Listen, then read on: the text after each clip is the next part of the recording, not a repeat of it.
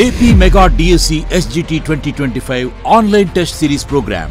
DSC online రంగంలో ప్రపంచం సృష్టించి 2024 టెట్ ఫలితాలలో స్టేట్ ర్యాంకులతో పాటు టాప్ ర్యాంకులు సాధించిన ఏకైక సంస్థ SNDS publications.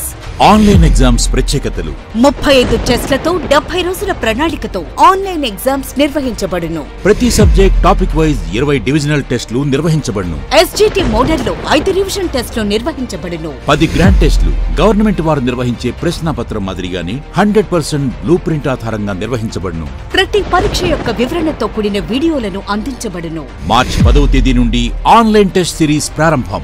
Online test series లో జాయిన్ అవ్వాలి అనుకుంటే ఎస్ పబ్లికేషన్స్ యాప్ ని డౌన్లోడ్ చేసుకోండి. ప్రతి DSC అభ్యర్థి నమ్మకం SNDS. Contact details 9550483720 and 8883946666. Welcome to SNDS publications. So current affairs ను బేస్ చేసుకొని డెప్త్ గా మనము జనరల్ స్టడీస్ అంశాలను చదువుతూ ఉన్నాం. సో ఈ మధ్యకాలంలో నిర్వహించబోతున్న ఎగ్జామినేషన్స్లో ఈ ట్రెండ్ అనేది బాగా కొనసాగుతూ ఉన్న నేపథ్యంలో ఆస్పిరెంట్స్కి ఇది ఖచ్చితంగా ఉపయోగపడుతుంది. అండ్ లైక్ కరెంట్ అఫైర్స్ బేస్డ్గా చేసుకొని ఉండే అంశాల్లో మనం పాలిటీ ఇష్యూస్ కావచ్చు, అదేవిధంగా science and technology, Geography, environment, species, ఇలా ప్రతి ఒక్క అంశాన్ని చాలా డెప్త్గా అందిస్తాం. సో ఈ సిరీస్ను అండ్ డైలీ కరెంట్ అఫైర్స్ను ఆస్పిరెంట్స్ ఫాలో అయితే సో గ్రూప్ 1 ఫిలిమ్స్ లాంటి ఎగ్జామినేషన్స్లో ఖచ్చితంగా 60 to 70 మార్క్స్ క్రాస్ అయిపోతాయి. సో మిగతా టాపిక్స్లో అట్లీస్ట్ మీరు 30 స్కోర్ చేసుకోగలిగినా ఖచ్చితంగా క్వాలిఫై అవుతారు. సో కాబట్టి ప్రతి వారం ఇదొక సెషన్ ఉండేలా మీకు SNDS పబ్లికేషన్స్ అందిస్తుంది. AP mega DSC 2025 so offline examination March 9వ తేదీన ప్రారంభమవుతుంది. So 10 to 12:30. సో ఇది వివిధ జిల్లాల్లో నిర్వహించబోతుంది. ఈసారి SNDS పబ్లికేషన్స్ ఈ మాక్ టెస్ట్ ఏదైతే ఉందో పూర్తిగా శాస్త్రీయ పద్ధతిలో వివిధ జిల్లాల్లో నిర్వహించబోతుంది. సో కర్నూలు ఫస్ట్ అని కాదు, అన్ని జిల్లాల్లో ఒకే టైంలో ప్రారంభమవుతుంది. సో కర్నూలు జిల్లా ఎక్కడ నిర్వహిస్తారు, ఏ ఫోన్ నెంబర్ సంప్రదించాలి, అన్ని డీటెయిల్స్ కూడా ఇస్తాము. సో 9th మార్చ్ అంటే రేపే ఈ ఎగ్జామినేషన్ అనేది జరగబోతుంది.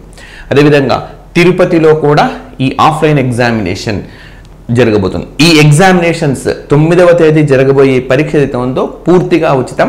ఆస్పిరెంట్స్ నేరుగా వెళ్ళి ఎగ్జామినేషన్ను రాయవచ్చు. సో కడపలో ఇది మనకు ఉంటుంది. సో ఇప్పటిదాకా ఏమేమి చూసాం మనం? కర్నూలు, తిరుపతి, కడప అండ్ అదేవిధంగా విజయనగరం అండ్ విజయవాడ. సో ఈ జిల్లాల్లో మీకు ఫ్రీగా 9వ తేదీ 10 నుంచి 12:30 మధ్య పూర్తిగా మనకు రిక్రూట్మెంట్ బోర్డ్ ఏ తరహాలో నిర్వహిస్తుందో అదే ప్రమాణాలతో పరీక్ష అనేది జరగబోతుంది. రైట్. సో మరి మార్చి 10వ తేదీ నుంచి మనకు టెస్ట్ సిరీస్ ప్రారంభమవుతుంది అనమాట. 9వ తేదీ జరిగే పరీక్షకు ప్రతి ఒక్కరూ ఫ్రీగా హాజరు కావచ్చు. బట్ 10వ తేదీ నుంచి జరగబోయే ఎగ్జామినేషన్కి ఇంకా ఆ సిరీస్ టెస్ట్ సిరీస్ అది దానికి మాత్రం ఆఫ్లైన్లో రాయాలి అంటే 1999 రూపీస్ చెల్లించాల్సి ఉంటుంది. ఇవే ఎగ్జామినేషన్ ఆన్లైన్లో రాయాలి అంటే 999 రూపీస్ చెల్లించాల్సి ఉంటుంది. 6 నెలల పాటు వ్యాలిడిటీ ఉంటుంది. రైట్. సో ఇది మార్చి 9న ఫ్రీ, మార్చి 10వ తేదీ నుంచి మాత్రం మీరు మాక్ టెస్ట్లో రాయాల్సి ఉంటుంది. రైట్. సో ఈ ఎగ్జామినేషన్ సంబంధించి ఎలాంటి అనుమానాలున్న ఆస్పిరెంట్స్ ఈ 2 నంబర్లను సంప్రదించవచ్చు. 9550483720 లేదా 8883946666. సో వాట్సాప్ చేయాలనుకుంటున్న వాళ్ళు 8883946666 వాట్సాప్ చేస్తే అండ్ మీకు వీలు చూసుకొని రిప్లై ఇస్తారు. ఈ ఫోన్ నంబర్లను 10:30 నుంచి 6 మధ్య మీరు సంప్రదించాలి, ఆఫీస్ టైమింగ్స్లో అనమాట. రైట్. మరి విజయవాడ ఎక్కడ ఉంటుంది ఎగ్జామినేషన్ అంటే లబ్బిపేటలోని గురు అకాడమీలో ఉంటుంది. సో ఈ ఎగ్జామినేషన్ రాయగోరు వారు సంప్రదించాల్సిన ఫోన్ నంబర్ 9097588999. అదేవిధంగా కడపలో రాయచోటి రోడ్లో టర్నింగ్ పాయింట్ వద్ద ఈ ఎగ్జామినేషన్ ఉంటుంది. సో దీనికి సంప్రదించాల్సిన ఫోన్ నంబర్ 8688080802. తిరుపతిలో ఇది అన్నమయ్య సర్కిల్లో ఉంటుంది. సో ఇది డిమార్ట్ ఆపోజిట్గా ఉంటుంది. దీనికి సంప్రదించాల్సిన ఫోన్ నంబర్ 7377222299. అండ్ కర్నూలులో కాకతీయ స్కూల్ మద్దూర్ నగర్లో ఉంటుంది. Phone number 8686367666. విజయనగరంలో గాయత్రి కాలేజ్ తోటపాలెంలో అక్కడ ఉంటుంది. దీనికి సంప్రదించాల్సిన phone number 9550751416. So screenshot తీసుకోండి మీరు ఎప్పటికప్పుడు. సో ఈజీగా ఉంటుంది. అండ్ ఎవరైతే ఆఫ్లైన్ ఎగ్జామినేషన్ కంటిన్యూ కావాలనుకుంటున్నారో వాళ్ళు ముందుగా రిజిస్ట్రేషన్ చేసుకోవాల్సి ఉంటుంది. సో 99 రూపీస్ మాత్రమే చెల్లించి మీరు పేరు నమోదు చేసుకుని ఇంకా ఫ్రీ ఎగ్జామినేషన్ తర్వాత రోజు నుంచి టెస్ట్ సిరీస్లో పార్టిసిపేట్ చేయవచ్చు. సో ఎన్ని పరీక్షలు రాస్తే మీ స్కోర్ అంత మెరుగు అవుతూ ఉంటుంది. రైట్, నెక్స్ట్ మనం అంశాలకు వస్తే మొట్టమొదలు పాలిటీకి సంబంధించిన ఇష్యూని డిస్కస్ చేస్తున్నాను.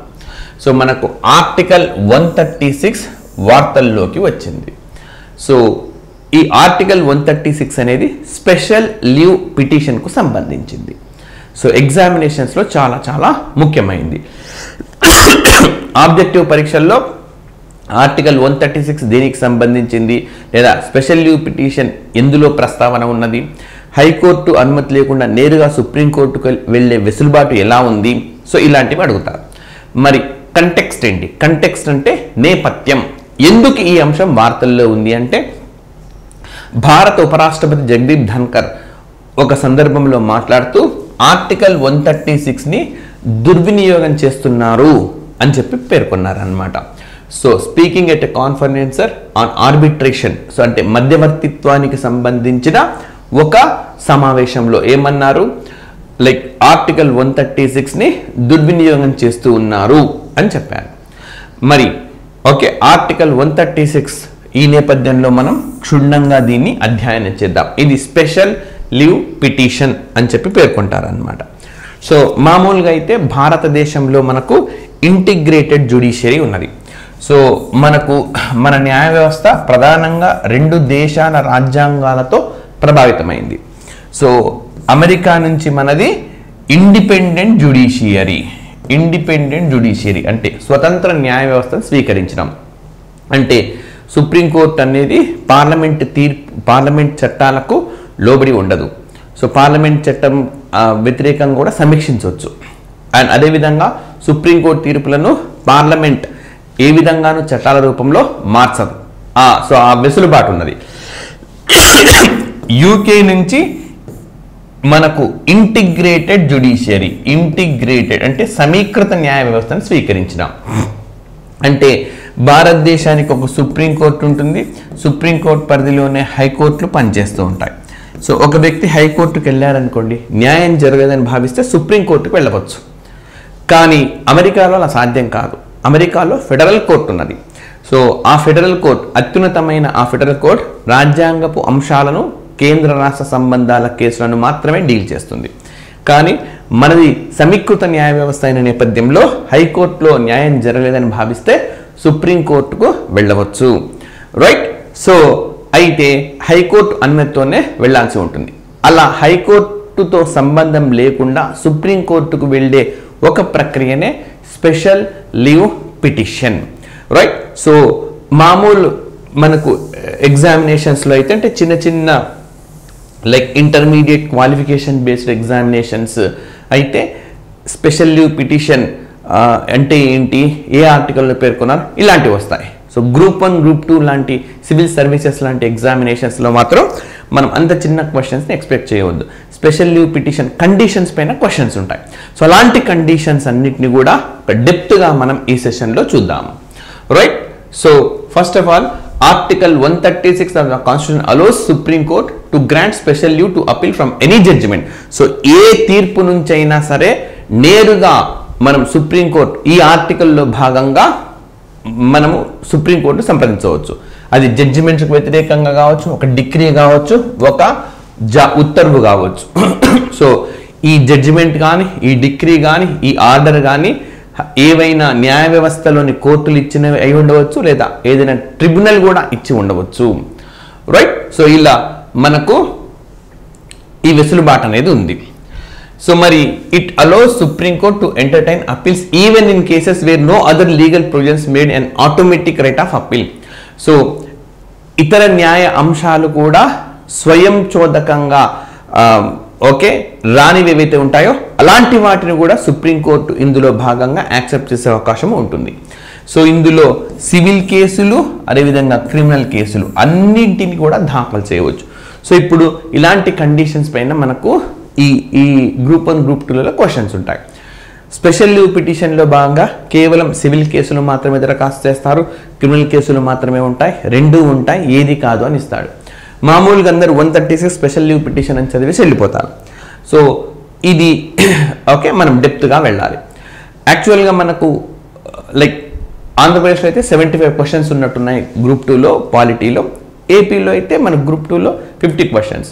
సో ఒక 20 నుంచి 30 క్వశ్చన్లు ఎవరైనా చేయగలరు. జస్ట్ ఒక రీడింగ్ చేసిన వాళ్ళు పాలిటీని పర్ఫెక్ట్గా వాళ్ళు ఆన్సర్ చేయగలరు. సో కొన్ని క్వశ్చన్స్ కొంచెం తికమకగా ఉంటాయి, ఆలోచిస్తే చేయగలరు. బట్ కొన్ని క్వశ్చన్స్ ఇట్లాంటివి ఉంటాయి. సో వాటిని ఎవరైతే అటెంప్ట్ చేస్తారో వాళ్ళే టాపర్స్గా ఉంటారు, ఉద్యోగాలు వచ్చేది కూడా వాళ్ళకి. సో అలాంటి ఓకే టిపికల్ పాయింట్స్ అన్నింటిని కూడా మీకు ఎస్ఎన్ఎస్ పబ్లికేషన్ ద్వారా ప్రతి వీక్ ఒక సెషన్లో అందిస్తూ ఉంటాం అన్నమాట. It is essentially a discretionary power, చాలా ఇంపార్టెంట్. డిస్క్రిషనరీ అంటే విచక్షణాధికారము. It is essentially discretionary power of the supreme court and the court is not bound to accept the appeal. So మనం స్పెషల్ లీవ్ పిటిషన్ కింద ఇప్పుడు for example నేనే special leave petition కింద supreme court దరఖాస్తు చేయాలనుకున్నాను అనుకోండి, ఆ కేసును యాక్సెప్ట్ చేయడము లేదా యాక్సెప్ట్ చేయకపోవడం అన్నది సుప్రీంకోర్టుకున్న విచక్షణాధికారము.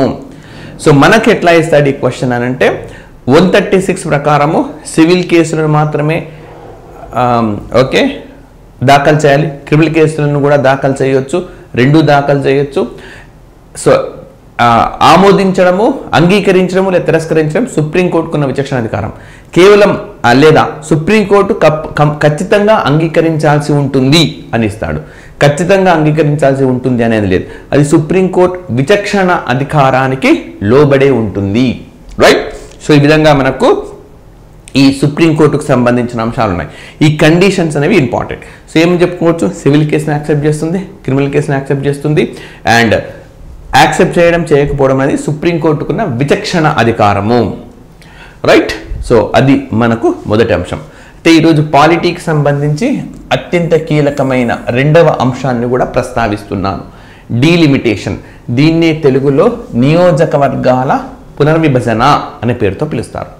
సో ఇటీవలి కాలంలో పెద్ద ఎత్తున చర్చ జరుగుతుంది. సో పోటీ పరీక్షల కోణంలో చాలా డెప్త్గా మనం దీన్ని ఇప్పుడు అధ్యయనం చేద్దాం. తమిళనాడు ప్రభుత్వం ఇప్పటికే ఒక సమావేశాన్ని ఏర్పాటు చేసింది డీలిమిటేషన్కు వ్యతిరేకంగా. ఎట్ ద సేమ్ టైం కాంగ్రెసేతర లేదా ఎన్డీఏతర ముఖ్యమంత్రులతో సమావేశాన్ని కూడా నిర్వహించాలి. సో ఈ డీలిమిటేషన్ కానీ కేంద్రం తీసుకొస్తున్న పలు అంశాలకు సంబంధించిన అంశాలను కానీ ఏ విధంగా ముందుకు పోవాలని చర్చిస్తున్నాయి. రైట్. సో మరి ఇప్పుడు ఎందుకు వార్తల్లో ఉందంటే రెండు అంశాలైతే వార్తల్లో ఉంది. ఒకటి వచ్చేసి మనకు కేంద్ర హోంశాఖ మంత్రి ఏం చెప్పినారంటే డీలిమిటేషన్ లేదా నియోజకవర్గాల పునర్విభజన వల్ల దక్షిణాది రాష్ట్రాలకు ఏ నష్టం జరగదు అని చెప్పారు. కానీ తమిళనాడు ముఖ్యమంత్రి అదేవిధంగా తమిళనాడులో జరిగిన సమావేశం మార్చి 5వ తేదీన జరిగిన సమావేశం అనంతరం అక్కడ అటెండ్ అయిన వాళ్ళందరూ డీలిమిటేషన్ వల్ల ఖచ్చితంగా దక్షిణాది రాష్ట్రాలు నష్టపోతాయి అని చెప్పినారు. సో అసలు ఏంటి ఇది డీలిమిటేషన్ అంటే ఏంటి? సో ప్రతి జనగణన తర్వాత నియోజకవర్గాలను జనాభా ఆధారంగా విభజించడమే డీలిమిటేషన్. సో ఇందులో నేను రెండు అంశాలు చెప్తాను ఇప్పుడు చూడండి. సో ఫర్ ఎగ్జాంపుల్ ఇక్కడ ఇదొక 2 నియోజకవర్గాలు ఉన్నాయి. ఓకే, 2 నియోజకవర్గాలు. సో ఈ నియోజకవర్గంలో ఒక 4 లక్షల మంది ప్రజలు ఉన్నారు, ఈ నియోజకవర్గంలో 8 లక్షల మంది ప్రజలు ఉన్నారు. సో ఈ ఎంపీనో ఈ ఎమ్మెల్యేనో, సో ఇది ఎంపీకి ఎమ్మెల్యేకి వేరు వేరు ఆర్టికల్స్ ఉన్నాయి, అవి కూడా చెప్తాను. ఇక్కడ ఈయన 4 లక్షల మందికి సేవలు అందిస్తే ఈయన రెట్టింపు సంఖ్యలో సేవలు అందిస్తున్నారు. సో మొత్తం 12 లక్షలు ఉన్నారు. ఇప్పుడు ఏం చేస్తారు, ఈ నియోజకవర్గాన్ని కాస్త కుదిస్తారు. సో ఇక్కడ జరుపుతారు 6 లక్షలు. ఈ నియోజకవర్గానికి ఇటు కలిపారు కాబట్టి ఇటు ఒక 6 లక్షలు. సో ఇప్పుడు సమానంగా సేవలు అందిస్తున్నారు. చూడండి ఇక్కడి నుంచి ఇక్కడికి వచ్చేసరికి నియోజకవర్గాల సంఖ్యలో మార్పు లేదు. సేమ్ అన్ని నియోజకవర్గాలు ఉన్నాయి కానీ నియోజకవర్గాల సంఖ్యలో మార్పు లేదు. ఇంకొక రకమైన విభజన చూడండి. రైట్.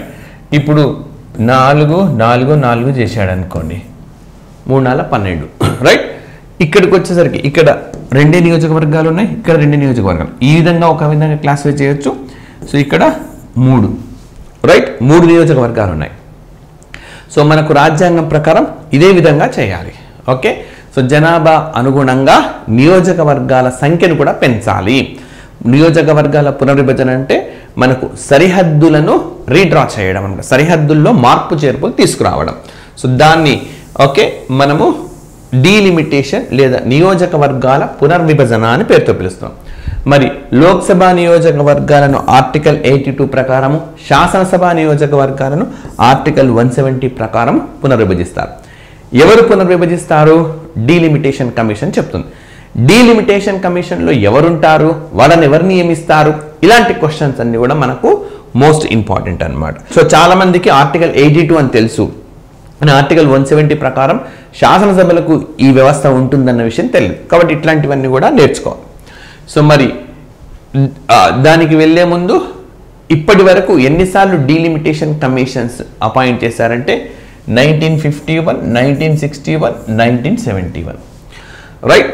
సో అంటే ఆఫ్టర్ సెన్సస్ 1951 జనగణన తర్వాత 1952లో అపాయింట్ చేశారు, 1961లో జనగణన జరిగింది, 62లో అపాయింట్ చేశారు, 71లో జనగణన జరిగింది, 72లో అపాయింట్ చేశారు. ఆ విధంగా నియోజకవర్గాలు పెరుగుతూ వచ్చినాయి. మరి 81 సెన్సస్ తర్వాత మళ్ళీ అపాయింట్ చేయాలి, కానీ చేయలేదు రైట్. ఎందుకు చేయలేదు? సో 1971 తర్వాత 1972లో డీలిమిటేషన్ కమిషన్ అపాయింట్ చేసి మనకు ఓకే కొత్తగా నియోజకవర్గాలను ఏర్పాటు చేశారు. కానీ 81 తర్వాత ఎందుకు చేయలేదంటే ఇది మనం 1976లో జరిగిన సంఘటనను చేసుకోవాలి. ఇక్కడ 3 రాజ్యాంగ సవరణ చట్టాలను గుర్తుపెట్టుకోవాలి.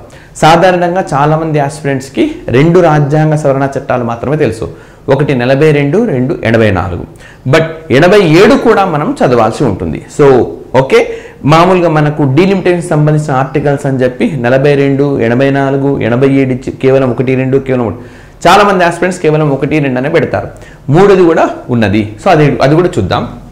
మరి 1976లో ఏం జరిగిందంటే 42వ రాజ్యాంగ సవరణ చట్టం వచ్చి ఏం చెప్పింది, 25 సంవత్సరాల వరకు నియోజకవర్గాలను పునర్విభజన చేయరాదు అని చెప్పారు. 1976 నుంచి 25 ఇయర్స్ అంటే 2001.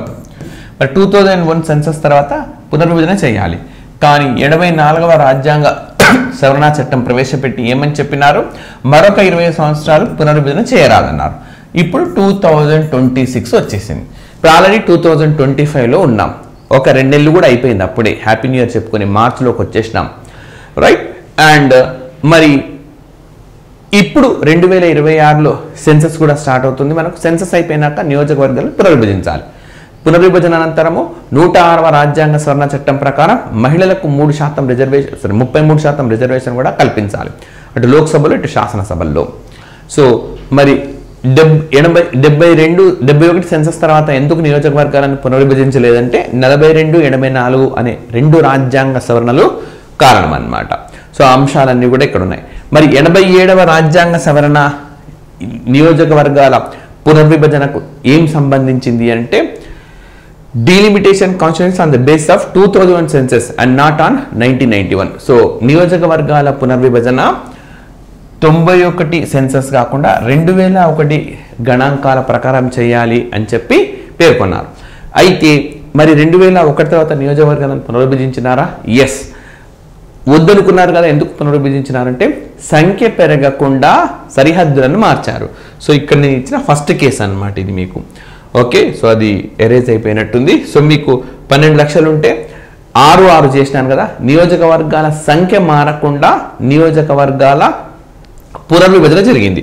సో ఆ విధంగా చేసేలా మనకు 87వ రాజ్యాంగ సవరణ చేశారు. కాబట్టి 87వ రాజ్యాంగ సవరణ కూడా డీలిమిటేషన్కు సంబంధించింది రైట్. సో మరి క్లియర్గా డీలిమిటేషన్ అంటే ఏందో తెలుసుకున్నాం.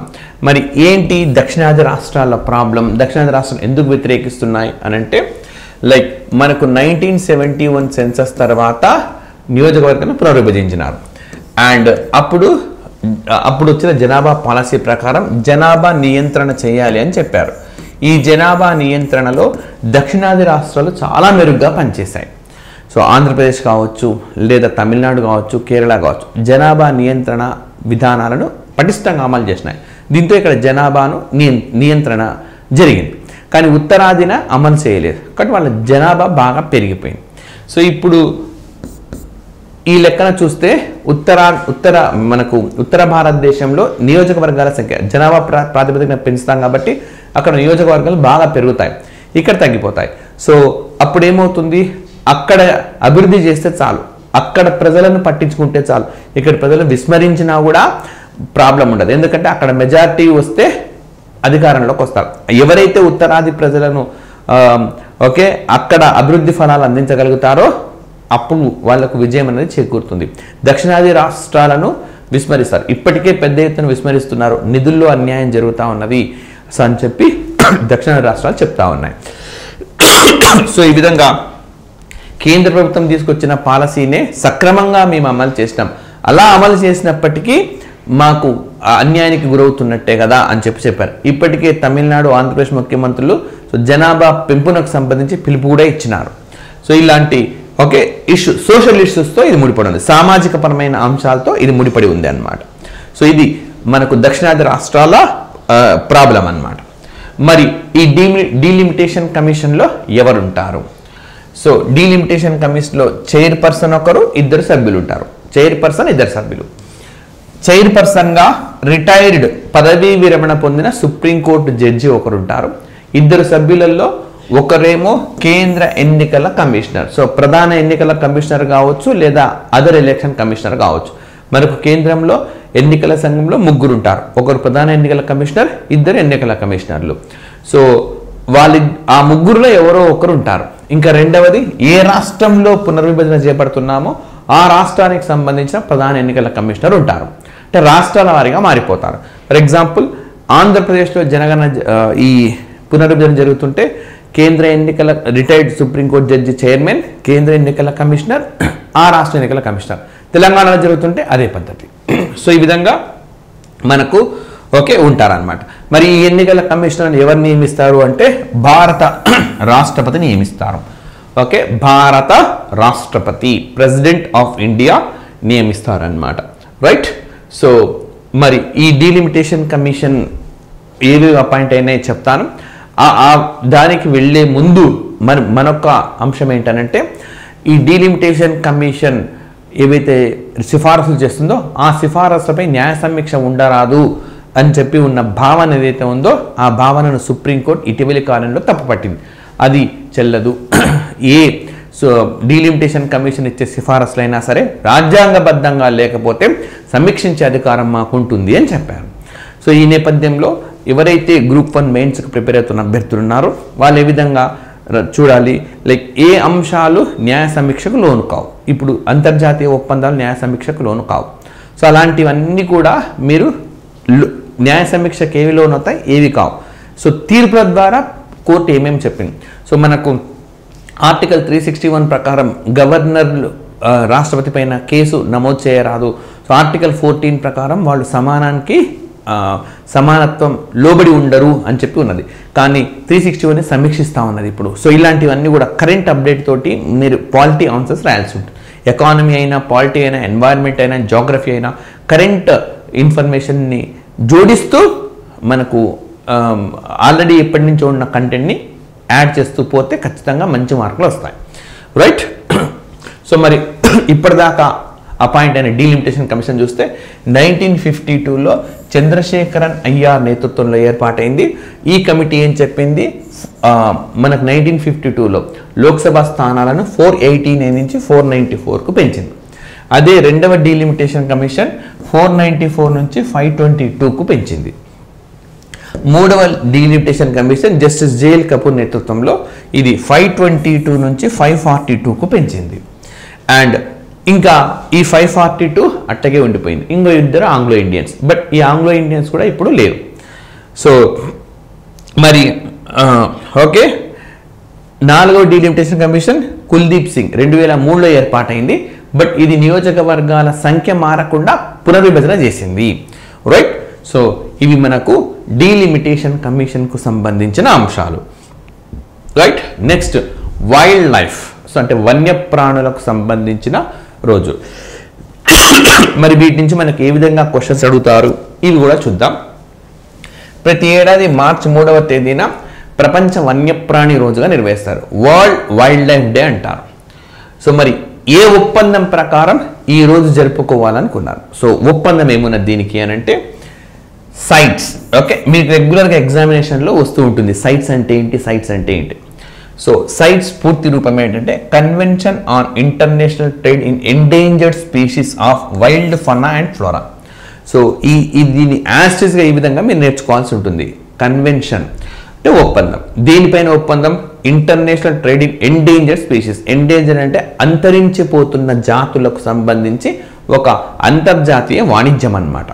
విత్ ఫనా అండ్ ఫ్లోరా అంటే ఫనా అండ్ ఫ్లోరా అంటే ఉద్బీజ సంపద, అంటే అటు వృక్ష ఇటు జంతు సంపద అనమాట. వీటిని అంతరించిపోతున్న ఇలాంటి జంతువులను అక్రమంగా రవాణా చేయకుండా అడ్డుకునేందుకు ఉద్దేశించిన ఒప్పందం. ఇది 1973లో కుదిరింది. ఈ ఒప్పందం కండిషన్స్ పైన క్వశ్చన్స్ వస్తాయి. ఇప్పుడు ఇందులో సంతకం చేస్తే కట్టుబడి ఉండాలా, కట్టుబడి ఉండకూడదా, ఇలాంటి క్వశ్చన్స్ ఉంటాయి. అవన్నీ కూడా చూద్దాం. మరి ఇందులో ప్రొవిజన్స్ ఏమున్నాయి, ఏం అంశాలు ఉన్నాయంటే it is international agreement aimed at ensuring that international trade in wild animals and plants does not threaten their survival.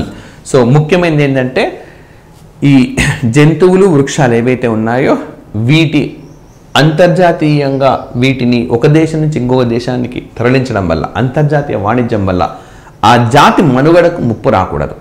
So right, ఆ జాతి అంతరించిపోకుండా రవాణా చేసుకోవచ్చు. అంతరించిపోతుందంటే రవాణాను నిషేధించాలన్నమాట. సో అది ఇక్కడ condition. Right. So it is legally binding on parties. అంటే ఏ దేశాలైతే ఈ ఒప్పందమైన సంతకం చేస్తాయో ఖచ్చితంగా పాటించాలి. రైట్, పాటించకపోతే తగిన చర్య తీసుకుంటారనమాట. సో కట్టుబడి ఉండాలి. సంతకం చేసిన దేశాలు ఈ ఒప్పందానికి కట్టుబడి ఉండాల్సి ఉంటుంది. రైట్. సో అది సైట్స్ అనే కన్వెన్షన్. అయితే ఓకే, నెక్స్ట్ వెళ్ళే ముందు so Telangana DSC SGT mentorship program start అయింది. సో డైలీ లైవ్ క్లాసులు, డైలీ ఎగ్జామ్స్ ఉంటాయి. 3,999 రూపీస్ కోర్స్ ఫీ అనేది ఉంటుంది. సో దీనిలో బుక్స్ కూడా ఇస్తారు, 12 బుక్స్. బుక్స్ అక్కర్లేదు అనుకుంటే మీరు 2,999 రూపీస్ చెల్లించవచ్చు. So daily live exams, daily classes అనేవి ఉంటాయి. సో మీరు ఇప్పుడే యాప్ను డౌన్లోడ్ చేసుకొని క్లాసెస్ వినవచ్చు అనమాట. సో లైవ్లో కూడా క్లాసులు ఉంటాయి. ఫిబ్రవరి 20వ తేదీనే ప్రారంభమైంది. అండ్ అదేవిధంగా ఏపీ మెగా డిఎస్సికి సంబంధించి 75 డేస్ ఛాలెంజ్ అనే ఒక ఎగ్జామినేషన్స్ను నిర్వహిస్తూ ఉన్నది. ఫిబ్రవరి 10నే ప్రారంభమైనాయి. 599 రూపీస్ దీనికి కోర్స్ ఫీ ఉంటుంది. 4 నెలల పాటు వ్యాలిడిటీ ఉంటుంది. అదేవిధంగా రూథర్ఫోర్డ్ పేరుతో ఫిజికల్ సైన్స్ సంబంధించిన ఎగ్జామినేషన్ను నిర్వహిస్తున్నారు, ఫిజికల్ సైన్స్కు సంబంధించింది. సో ఇది కూడా ఫిబ్రవరి 10న ప్రారంభమైంది. అదే బయాలజికల్ సైన్స్ అయితే మీకు అరిస్టాటిల్ పేరుతో నిర్వహిస్తున్నారు. 599 రూపీస్కే 4 నెలల పాటు వ్యాలిడిటీ అనేది ఉంటుందన్నమాట. రైట్. అండ్ మరి ఇప్పుడు ఈ సైట్స్ అనే అగ్రిమెంట్లో ఎన్ని దేశాలు ఉన్నాయంటే 185 దేశాలు ఉన్నాయి. భారత్ భాగం అంటే ఎస్, భారత్ భాగం. మరి ఈ సైట్స్ని పరిపాలనా కేంద్రం ఎక్కడుంది అండ్ దీని నిర్ణయాలు తీసుకునేది ఎవరు? సో చాలా కీలకం. ఇప్పుడు చూడండి, మన భారతదేశంలో చట్టాలు చేసేది పార్లమెంట్, చట్టాలను అమలు చేసేది ప్రభుత్వం. సో ప్రధానమంత్రి నేతృత్వంలో ప్రభుత్వం. సేమ్ అట్లాగే ఉంటుంది ఇక్కడ స్ట్రక్చర్. అంటే మీకు ఈజీగా అర్థం కావడం చెప్పిన. ఈ సైట్స్కి సంబంధించిన నిర్ణయాలు తీసుకునేది ఎవరంటే కాన్ఫరెన్స్ ఆఫ్ పార్టీస్, కాప్ సదస్సులు అని చెప్పి అంటూ ఉంటాం మనం. ఈ కాప్ సదస్సులోనే నిర్ణయం తీసుకుంటాం. చాలా ఇంపార్టెంట్. సో చాలామంది ఏమనుకుంటారు, సైట్స్కి సంబంధించిన లైక్ నిర్ణయం తీసుకునే బాధ్యత ఎవరిది అని అంటే యుఎన్ఈపిను యుఎన్ఓను అంటారు. కాదు, కాన్ఫరెన్స్ ఆఫ్ పార్టీస్ది. కాప్ సదస్సులలో నిర్ణయిస్తారు. మరి ఇది తీసుకునే నిర్ణయాన్ని అమలు చేసేది ఎవరు? అమలు చేయాలంటే సెక్రటరియట్ ఉండాలి. సో దానికి యుఎన్ఈపి ఉంది, యునైటెడ్ నేషన్స్ ఎన్వైరన్మెంట్ ప్రోగ్రామ్. కెన్యాలోని నైరోబి కేంద్రంగా పనిచేస్తూ ఉంటుంది. రైట్. వాళ్ళు అడ్మినిస్ట్రేషన్ బాడీ అని అది కూడా అడుగుతారు. సైట్స్కు సంబంధించిన అమలుకు పరిపాలనా విభాగం ఏది అంటే యుఎన్ఈపి. నిర్ణయం తీసుకునే విభాగం ఏది అంటే కాన్ఫరెన్స్ ఆఫ్ పార్టీస్ అన్నమాట. కాప్ అనే వాళ్ళు నిర్ణయం తీసుకుంటారు. ఇది డిసిషన్ మేకింగ్ బాడీగా చెప్తారు. అదేవిధంగా అపెండిసెస్ ఆఫ్ సైట్స్. ఓకే, ఇది తప్పు వచ్చింది, సిఐఎన్ రావాలి. రైట్. అంటే అనుబంధం. ఈజీగా చెప్తున్నాను, 3 అనుబంధాలు ఉన్నాయి. అనుబంధం ఏ, అనుబంధం బి, అనుబంధం 3, 1 2 3. సో ఏ జంతువులను రవాణా చేయొచ్చు, ఏవి చేయకూడదు, ఇవన్నీ రాసున్నాయన్నమాట. సో అందుకే అప్పుడప్పుడు చూడండి, ఒక జంతువు గురించి రాసినప్పుడు ఇది సైట్స్ అపెండిక్స్ 1లో ఉంది, అపెండిక్స్ 2లో ఉంది అని అంటుంటాడు. అపెండిక్స్ 1 అంటే ఏంటి, 2 అంటే ఏంటి, 3 అంటే ఏంటి? సో అది మనం ఇప్పుడు చూద్దాం. అపెండిక్స్ 1లో includes species threatened with extinction. అంటే ఇందులో ఉండే జాబితాలో జంతువులు అంతరించిపోయే ప్రమాదం ఉంది అని అర్థం అనమాట. అంటే అంతరించిపోయే ప్రమాదం ఉండే జంతువులను ఈ జాబితాలో చేరుస్తారు. వీటి రవాణా అవన్నీ కూడా కండిషన్స్ ఉంటాయన్నమాట, అంత తేలిక కాదు. అదే 2లో ఏముంటుంది, includes species not necessary threatened. అంటే ఇవి అంతరించిపోయే ప్రమాదం పొంచి అయితే లేదు, but in which trade must be control to ensure there survival. అయితే అవి మనుగడ సాగించాలంటే మాత్రం ఖచ్చితంగా నియంత్రణలు ఉండాలి. ఇవైతే రవాణాకు అంగీకరించారు, ఇవైతే రవాణాకు అంగీకరిస్తారు, ఎందుకంటే అంత ప్రమాదం ఏం పొంచలేదు. కానీ ఓకే, సో దీన్ని కంట్రోల్ చేయాల్సిన అవసరం ఉంటుంది. అండ్ 3లో ఉన్నవి contains species that are potential in at least one country which has asked other sites parties for assistance in controlling the trade. So ఏదైనా ఒక దేశము ఇతర దేశాలను అడగవచ్చు, రైట్, దీన్ని ఈ పర్టికులర్ స్పీషీస్ నియంత్రించండి అని చెప్పి అడిగే అధికారం ఒక దేశానికైతే ఉంటుంది. At least 1 country, okay, in at least ఒక జంతువు ఒక దేశంలో అయితే ఖచ్చితంగా అబండెంట్గా మంచి సంఖ్యలో ఉంటుందన్నమాట. అప్పుడు సైట్స్ పార్టీస్ అడుగుతాయి దాన్ని రక్షించు అని, అప్పుడు ఆ దేశం కూడా అడుగుతుందన్నమాట దీని రవాణా పట్ల అప్రమత్తంగా ఉండండి అని. సో ఈ విధంగా మనకు అపెండిక్స్ 1, 2, 3 అనేవి ఉంటాయన్నమాట, రైట్. సో ఇది మనకు అంశం. నెక్స్ట్ హిస్టరీకి సంబంధించిన అంశం. మరి హిస్టరీలో కూడా కరెంట్ అఫైర్స్ ఇష్యూస్ ఉంటాయంటే ఉంటున్నాయి. సో మనకు జహాన్ ఈ ఖుస్రౌ అని చెప్పి ఒక సమావేశం ప్రతి ఏడాది నిర్వహిస్తారు. సో ఈ ఏడాది 25వ సమావేశం నిర్వహించారు. సో ఇలాంటి ల్యాండ్ మార్క్ ఉన్నది కాబట్టి మనకు ఎగ్జామ్కి ఇంపార్టెంట్. సో మరి ఈ సమావేశానికి భారత ప్రధానమంత్రి నరేంద్ర మోడీ హాజరైనారు. సో ఇది ఎవరిని ఉద్దేశించి నిర్వహించే సమావేశం అంటే సూఫీ పోయెట్ అమీర్ ఖుస్రౌ. సో అమీర్ ఖుస్రౌ ఇప్పుడు వార్తల్లో ఉన్న నేపథ్యంలో అడిగే అవకాశం ఉంది.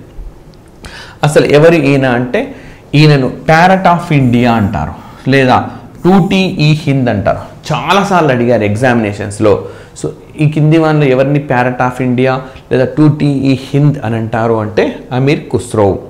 సో గంగా జమున అంటే 2 వేర్వేరు నదుల మధ్య ఉండే ప్రజల అక్కడ ప్రస్తుతం ఉన్న సంస్కృతి సాంప్రదాయాలకు సంబంధించి ఈయన ప్రభావితం చేశారు. ఈయన ఎన్నో రాగాలను ఆవిష్కరించినారు. సో ఎన్నో ప్రస్తుతం మనకు బాలీవుడ్ సినిమాల్లో కనబడుతున్న ఎన్నో ప్రక్రియలకు ఈయననే కారకుడుగా చెప్తారు. లైక్ ఫర్ ఎగ్జాంపుల్ కవాలి, ఓకే, హిందవి, ఇవన్నిటిని కూడా ఈయన ప్రవేశపెట్టినవి. అదేవిధంగా క్లాసికల్ మ్యూజిక్, సాంప్రదాయ సంగీతానికి సంబంధించి కూడా ఈయన కంట్రిబ్యూషన్ బాగా ఉంది. ముఖ్యంగా ఆధునిక హిందీ ఉర్దూలలో ఈయన ప్రవేశపెట్టారు. ఇప్పటికి కూడా సినిమాలలో మీరు కవాలి అనే ఒక అంశాన్ని చూడవచ్చు. సో ఇవన్నీ కూడా ఈయన ప్రవేశపెట్టినవి, రైట్. అండ్ అదేవిధంగా ఈయన నిజాముద్దీన్ ఆలియా అనే ఒక సూఫీ మత ఆచార్యుడిని ఫాలో అయ్యేవారు అనమాట. సో మంచి అనుబంధం ఉండేది వాళ్ళిద్దరి మధ్య. ఈ నిజాముద్దీన్ పేరుతోటి ఇప్పుడు ఎక్స్ప్రెస్ కూడా ఉన్నది. అంతేగా ఈ నిజాముద్దీన్ గొప్ప లౌకికవాదిగా ఉండేవారు, రైట్. సో ఈ నిజాముద్దీన్ మరణాన్ని తట్టుకోలేక ఆయన మరణించిన తర్వాత చాలా తక్కువ కాలంలోనే అమీర్ ఖుస్రో కూడా మరణించినట్టుగా చెప్తూ ఉంటారు. సో ఇతను ఓకే గజల్ అనే ఒక ప్రక్రియను ప్రవేశపెట్టారు. గజల్ కానీ కవ్వాలీలు కానీ ఇప్పటికీ కూడా ఈ సూఫీ మతాచారులకు సంబంధించిన దర్గాల వద్ద వాటిని ప్రదర్శిస్తూనే ఉంటారన్నమాట. అదేవిధంగా మనకు ఎన్నో రాగాలను కనిపెట్టారు. లైక్ ఖయాల్ మ్యూజిక్ అని చెప్పి సితార్, తబలా, వీటన్నిటిని కూడా ఆవిష్కరించినారు ఆయన. అండ్ మరి ఈయన ఏ సుల్తాన్ల వద్ద పనిచేశారంటే కైకుబాద్, జలాలుద్దీన్ ఖిల్జీ వంశస్థాపకుడు, అదేవిధంగా అల్లావుద్దీన్ ఖిల్జీ, మొత్తం ఢిల్లీ సుల్తానులకెల్లా అత్యంత ప్రభావవంతమైన రూలర్గా పరిగణిస్తూ ఉంటారు. సో అతి విశాలమైన భూభాగాన్ని ఈయన పరిపాలించినట్టుగా కూడా చెప్తూ ఉంటారు. కుతుబుద్దీన్ ముబారక్ షా, అదేవిధంగా గియాసుద్దీన్ తుగ్లక్ వంశస్థాపకుడు, ఇలా ఇంతమంది సుల్తాన్ల సమక్షంలో ఆయన రాజమందిరంలో పనిచేసిన ఘనతను కలిగి ఉన్నారనమాట Amir Khusro. Right. And next వచ్చేసి సైన్స్ అండ్ టెక్నాలజీలో స్పేస్కు సంబంధించిన అంశం ఒక చూద్దాం. సో చాలా ఇంపార్టెంట్. ఈ ఆదిత్య L1 ప్రస్తుతం అత్యంత క్లియర్గా ఉండే సోలార్ ఫ్లేర్ కెర్నెల్ను క్యాప్చర్ చేసింది. సో ఇందులో ప్రతి పదాన్ని కూడా మనం తెలుసుకుందాం. సో చాలామందికి తెలియదు. First of all solar flare అని అంటే సౌరజ్వాల అని అర్థం. సో ఇప్పుడు కరోనా ప్రాంతంలో ఈ విధంగా సౌరజ్వాలలు ఎగిసి పడుతూ ఉంటాయి, సౌరజ్వాలలు. ఇది సోలార్ ఫ్లేర్. సోలార్ ఫ్లేర్ అంటే సౌరజ్వాల అని అర్థం. ఇందులో ఒకటి ఇట్లా బ్రైట్గా ఉంది అనుకోండి, అత్యంత బ్రైట్గా ఉంది. సౌరజ్వాలలో ప్రభావవంతంగా, కాంతివంతంగా, చాలా బ్రైట్గా ఉంది. సో ఇది కెర్నెల్. ఓకే, ఇది కెర్నెల్. సో మరి ఇప్పుడు ఇష్యూ ఏంటంటే ఆదిత్య L1 అనేది దీన్ని క్యాప్చర్ చేసింది. First ever image of solar flare kernel. Okay, సౌర జ్వాలకు సంబంధించిన ఒక కెర్నెల్ను ఇది క్యాప్చర్ చేసింది. రైట్. సో అది అంశం. అసలు ఆదిత్య 1 అంటే ప్రతి ఒక్కటి కూడా చూద్దాం. సోలార్ ఫ్లేర్ ఆల్రెడీ చెప్పినాను. A solar flare is a massive burst of radiation energy from the sun that can last from minutes to hours. So మనకు సోలార్ ఫ్లేర్ గురించి ఇంత ఈజీగా ఇవ్వకుండా ఏం చెప్తాడు, కింది వాన్లో సరైనది ఏది అంటాడు. దీనికి ఒక విశేషం ఉంది. ఏంటి అని అంటే కొన్ని నిమిషాల నుంచి కొన్ని గంటల పాటు ఇది వెలిగే అవకాశం ఉంది. At the same time largest explosive event in our solar system. అంటే మన సౌర వ్యవస్థలో, పాలపుంతగా మనం చెప్పుకునే సౌర వ్యవస్థలో అతిపెద్ద పేలుడు ఇది. రైట్. సో ఏమనంటాడు, ఇట్లా క్వశ్చన్ ఇస్తాడు. పాలపుంతలో లేదా మన సౌర వ్యవస్థలో కింది వాన్లో అతిపెద్ద పేలుడు ఏది అని అడుగుతారు. రైట్. ఏమని చెప్తాం మనము, ఈ సోలార్ ఫ్లేర్, సౌర జ్వాల. సో కొంతమంది న్యూక్లియర్ ఫ్యూజన్ అని అట్లా రాస్తూ ఉంటారు. కాదు, సోలార్ ఫ్లేర్ అనేది అతిపెద్ద పేలుడు జరిగే ఒక సంఘటనగా భావిస్తారు. రైట్. కెర్నెల్ అంటే ఏంటి మరి, ఈ సౌర భౌతిక శాస్త్రంలో ఏం చెప్తారు, the brightest and most concentrated region within solar flare. Solar ఫ్లేర్లో అత్యంత కాంతివంతంగా ఉంటున్న ఒక పోర్షన్ అన్నమాట అది. రైట్. సో మరి ఆదిత్య L1 ఎప్పుడు మనం ప్రయోగించినామనంటే సెప్టెంబర్ 2, 2023. ఎప్పుడు కక్షకు చేరుకుంది అంటే జనవరి 6, 2024. సో ఏ కక్షలో చేరిందంటే లాగ్రేంజ్ పాయింట్ 1. సో భూమి నుంచి 1.5 మిలియన్ కిలోమీటర్ల దూరంలో ఇది ఉంటుంది. సో ఈ లాగ్రేంజ్ పాయింట్ 1, 2, 3, 4, 5 ఉంటాయి. సింపుల్గా చెప్పాలి అని అంటే, సో భూమిని సూర్యుడు ఆకర్షిస్తూ ఉంటాడు, సూర్యుడిని భూమి ఆకర్షిస్తూ ఉంటుంది. పరస్పరం ఆకర్షణ బలాలు పనిచేస్తుండడం వల్ల ఈ కక్షలో ఇవి తిరుగుతుంటాయి. సో ఎక్కడైతే ఈ భూమి సూర్యుడు ఆకర్షణ బలాలు తటస్థంగా మారతాయో, శూన్యంగా మారతాయో, ఆ పాయింట్స్నే లాగ్రేంజ్ పాయింట్స్ అంటారు. రైట్. సో అది మనకు అంశం అన్నమాట. మరి ఇక్కడ మనం ఏదైనా శాటిలైట్ను ప్లేస్ చేయడం ద్వారా, అక్కడ మనము ప్రవేశపెట్టడం ద్వారా continuous solar observation without eclipse or obstructions. So ఎలాంటి అవాంతరాలు లేకుండా, ఈవెన్ గ్రహణ సమయంలో కూడా ఇబ్బంది లేకుండా ఇవి వీక్షించేందుకు అనుగుణంగా ఉంటాయన్నమాట.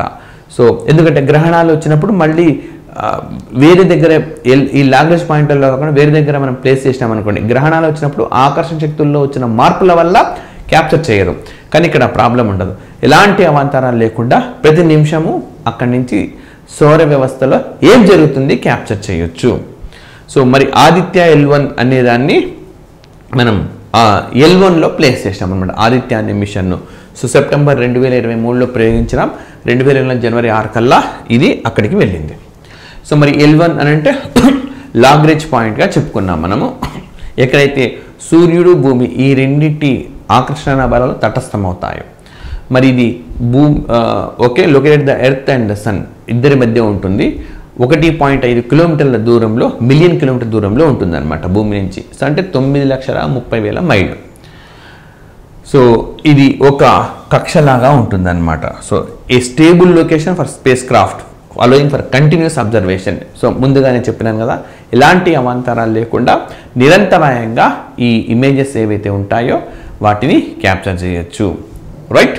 సో ఇవి ఈ రోజుకు సంబంధించిన కరెంట్ అఫైర్స్ ఆధారంగా చేసుకున్న జనరల్ స్టడీస్ అంశాలు. సో ఇతర అంశాలతో నెక్స్ట్ సెషన్లో కలుద్దాం. సో దయచేసి అందరు వీడియోని లైక్ చేయండి, షేర్ చేయండి, సబ్స్క్రైబ్ చేసుకుని ఉంటే సబ్స్క్రైబ్ చేసుకోండి. Thank you very much. AP Mega DSC SGT 2025 online test series program. DSC online రంగంలో ప్రపంచం సృష్టించి 2024 టెట్ ఫలితాలలో స్టేట్ ర్యాంకులతో పాటు టాప్ ర్యాంకులు సాధించిన ఏకైక సంస్థ ఎస్ఎన్ఎస్ పబ్లికేషన్స్. ఆన్లైన్ ఎగ్జామ్స్ ప్రత్యేకతలు.